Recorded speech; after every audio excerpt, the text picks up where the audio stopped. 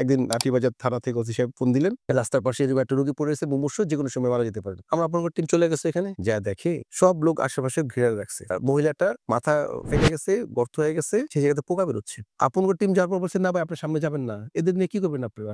আমাদের কাজ তো এটাই, আমরা তো একেই উদ্ধার করবো, একে সুস্থ করবো আল্লাহ যদি চায়। এই মহিলাটাকে আমরা অনেক রাত্রে হলে ভ্যান গাড়ি থেকে আপন করে নিয়ে আসছি। নিয়ে আসার পরে আমরা আপন ঘরেই তার চুল টুল কাটানো হইলো। চুল কাটে দেখা যায় মাথা থেকে পোকা বেরোচ্ছে, চোখ দিয়ে পোকা, কান দিয়ে পোকা বেরোচ্ছে।